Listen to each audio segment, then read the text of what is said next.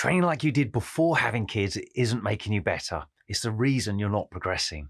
There's a tiny slice of your training that actually moves the needle, and most parents are burying it under the wrong work. The fighters with kids who compete don't do more, they're ruthlessly efficient and do less.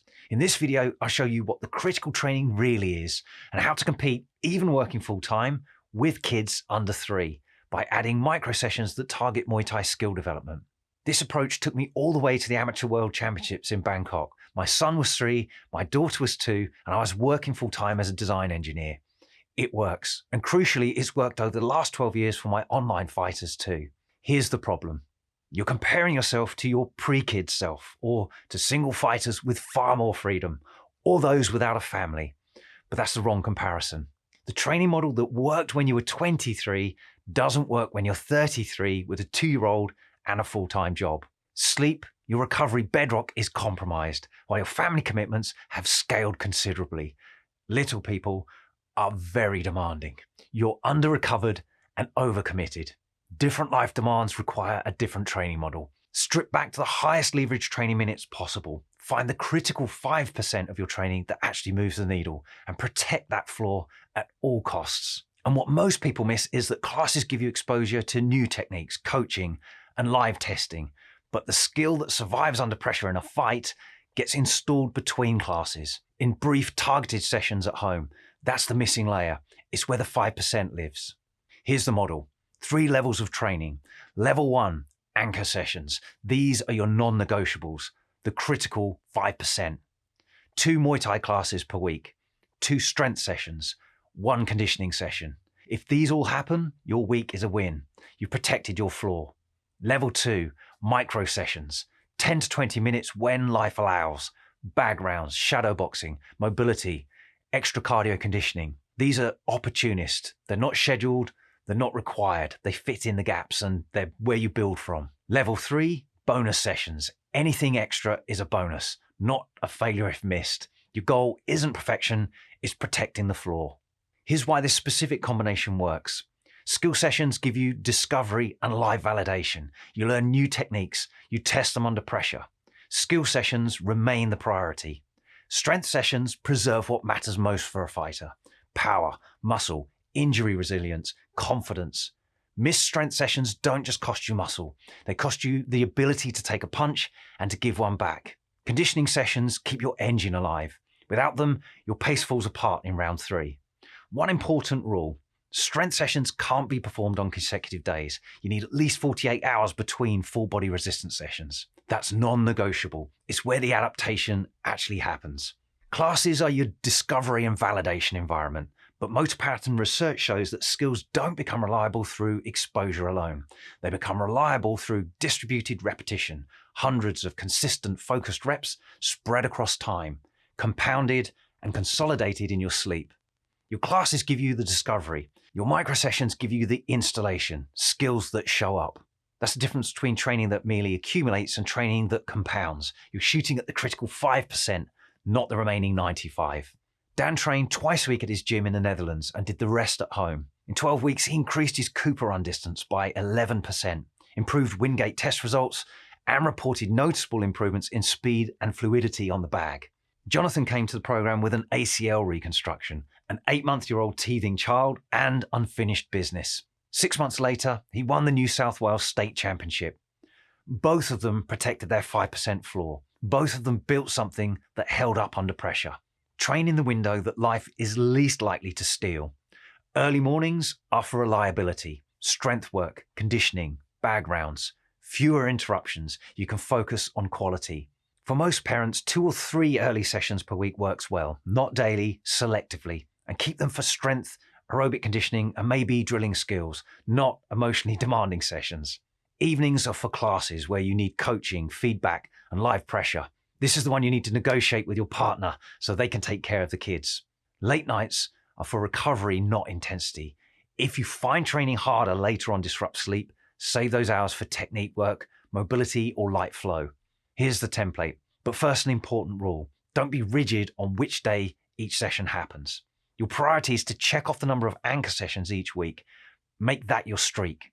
If you hit all 5 anchors, the week is a win. even if Tuesday became Thursday and Friday became Saturday. Monday, 5:30, strength training, 45 minutes. Tuesday, evening Muay Thai class. Wednesday, 5:30, conditioning and bag work. Thursday evening, Muay Thai class or sparring. Friday, 5:30, strength training. Saturday, 20 minutes solo, shadow boxing or bag rounds. Sunday, rest, mobility or family walk. Not glamorous, highly repeatable, and protects your 5% floor, and outperforms random hard weeks followed by burnout. Here's how to adapt each session when time or recovery is compromised. Strength sessions can be 80-20'd. If time is tight or recovery is poor, do just the strength exercise sets like deadlifts, squats, presses, chin-ups. That's the essential 20%, the work that actually drives adaptation.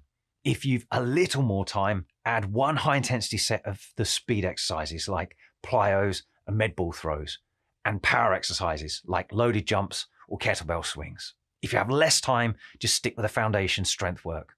Mobility can be a micro session or bonus. If mobility isn't currently a limiting factor for you, treat it as optional. If it is, if you're tight, if it's affecting your technique, put it into the level 2 micro category. The same applies when life goes wrong. Here's the part most plans leave out.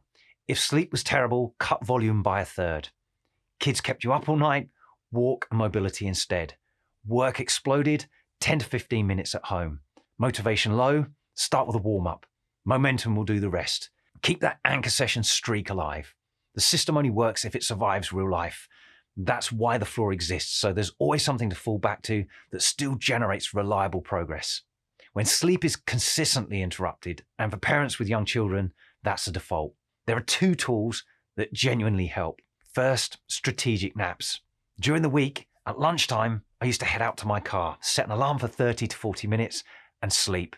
That's enough to reset cognitively without entering into deep sleep and waking up more groggy than before. Second, creatine monohydrate. Increase your daily dose to between 10 to 20 grams on days where sleep is wrecked. The research on creatine offsetting cognitive and physical effects of sleep deprivation is solid.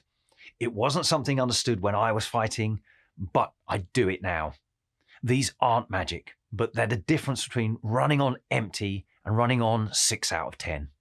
Now, 2 Muay Thai classes a week sounds small, and for certain goals, maybe it is. But your intended level of competition dictates what that minimum really is. What matters is training the right things, not training everything. I'll share this. I was in a noisy, open-matted gym, sweat-soaked floor, slippery patches everywhere, when my sparring partner, Jack, came forward, sensing blood, wanting to impose his hands on me. He's taller and heavier than me, better with his boxing. We'd been going for a couple of rounds, and I started just out of range. And as I shuffled back, I just let my head drift forwards and my hands dropped slightly to fake fatigue. The trap was set. He came. Miss. And as his cross just slipped past, kissing my guard, I dropped into flow, and the knee just happened on autopilot. What the hell was that? Jack laughed, shocked. A tricky little drill I've been playing with on the heavy bag, I said, and I can't believe it worked. And in that moment, standing on the wet patch on the mat with Jack asking me to show him that again, I realized something that changed everything. I could evolve as a fighter alone in my garage with a heavy bag, some creativity, and 10-minute windows without waiting for a class to give me permission. That realization that I could build a fight game in the gaps of a busy life is what took me all the way to the Amateur World Championships in Bangkok.